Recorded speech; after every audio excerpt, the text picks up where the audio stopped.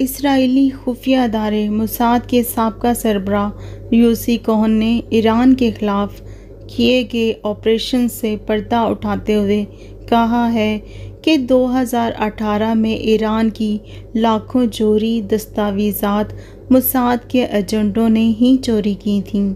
अपने एक इंटरव्यू में उन्होंने कहा, ईरान का एक जोहरी प्लांट की तबाही और इसके एक जोहरी साइंसदान के कत्ल में इसराइली हाथ होने का अंदिया भी दिया है। कोहन गुज़श्ता हफ्ते मोसाद के सरबराह के ओहदे से रिटायर हुए हैं। उन्होंने कहा है कि इन्हें इस ऑपरेशन की मनसूबाबंदी करने में 2 साल लगे।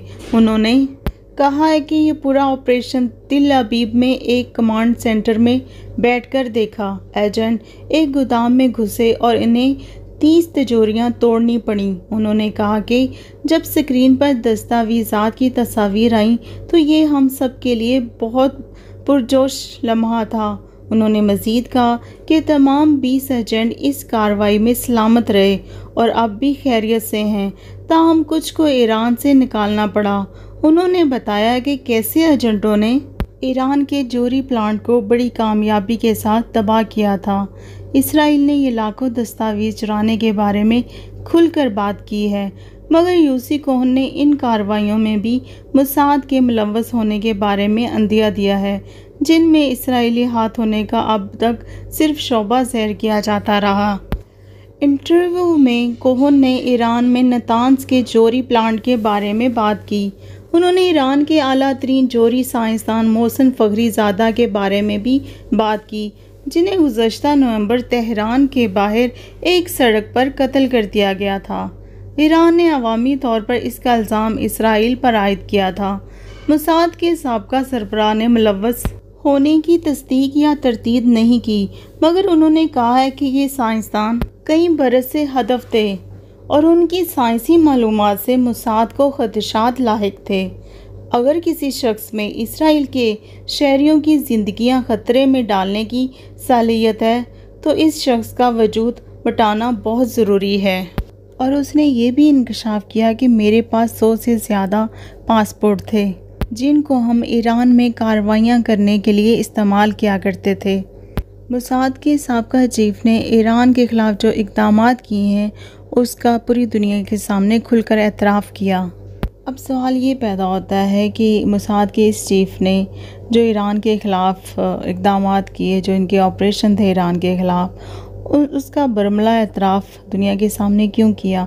उनको दुनिया के सामने रिवील क्यों किया? क्या वो दुनिया को बताना चाहता है कि इसराइल दुनिया के हर कानून से बालातर है, इसराइल जो चाहे कर सकता है, इसराइल पासपोर्ट बनवा सकता है, किसी भी मुल्क का पासपोर्ट हासिल कर सकता है, किसी मुल्क का पासपोर्ट इस्तेमाल करके किसी भी मुल्क में दाखिल हो सकता है और अपने हदफ को निशाना बना सकता है। ये जो इसके इंकशाफात हैं, हकीकत में ये संगीन जराइम है और दुनिया को इसराइल के इन जराइम पर आवाज़ उठानी चाहिए।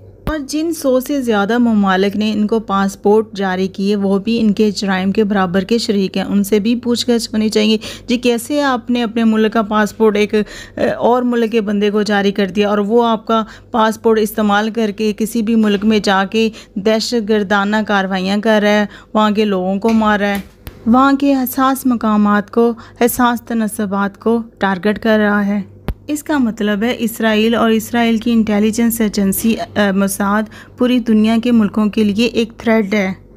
इसराइल से इनके जराइम की पूछताछ ज़रूर होनी चाहिए।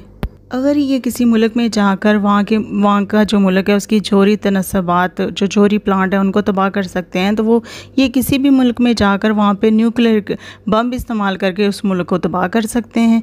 लिहाजा यूसी कोहन के ये इंकशाफात दुनिया के अमन के लिए किसी सूरत भी काबिल कबूल नहीं और दुनिया के हर मुल्क को इसके इन इंकशाफात पर आवाज़ उठानी चाहिए। इसराइल की क्रिमिनल एक्टिविटीज़ को कंट्रोल करना चाहिए। ये भी फैक्टर हो सकता है कि मोसाद का ये साबका चीफ नेतन्याहू के लिए अवाम से हमदर्दी ले रहा हो, अवाम का वोट लेना चाह रहा हो और बताना चाह रहा हो कि कि नेतन्याहू ही इसराइल के लिए बेस्ट है। नेतन्याहू इतना बहादुर है और इतना हिकमत वाला है कि इसने देखें ईरान में जाकर ईरान की जोहरी तनसबात को निशाना बनाया, ईरान के जोहरी प्लांट को तबाह किया और ईरान के जो साइंसदान थे उनको उनके घर जाकर मारा, ईरान की सरजमीन में दाखिल होकर मारा। तो मुझे लग रहा है इस वक्त जो इसने इंकशाफात किए हैं ये नेतन्याहू के लिए एक कैंपेन कर रहा है और इन इंकशाफात के ज़रिए ये चाह रहा है कि नेतन्याहू दोबारा पावर में आ जाए, नेतन्याहू ही इसराइल का वज़ीर आज़म रहे। नेतन्याहू अपनी हुक्मरानी की कुर्सी बचाने के लिए हर तरह के पापड़ बेल रहा है। कभी वो गज़ा पर हमला करता है तो कभी अपने साबका जो मोसाद चीफ़ है उसे कहता है कि वो ये बातें लोगों के सामने रखो, लोगों को ये बताओ कि हमने कितने कामयाब ऑपरेशन किए हैं और सब कुछ हमने इसराइल के दफ़ा के लिए किया है, इसराइल के लोगों के दफ़ा के लिए किया है और अपने सबसे बड़े दुश्मन मुल्क ईरान को सबसे ज़्यादा नुकसान पहुँचाया है। और फ्यूचर में आप मज़ीद इस तरह की पेशकदमी चाहते हैं, मज़ीद अपने दुश्मनों को दुनिया से मिटाना चाहते हैं, तो आपको नेतन्याहू को पावर में लाना होगा। आई थिंक ये सब स्टंट्स हैं जो नेतन्याहू इस्तेमाल कर रहा है अपनी कैंपेन को इम्पार करने के लिए, अपनी वज़ीर आज़म की कुर्सी बचाने के लिए। और ईरान की तरफ से भी यूसी खान के इंकशाफात पर कोई ख़ास स्टेटमेंट नहीं आई। ईरान ने भी खामोशी इख्तियार की हुई है।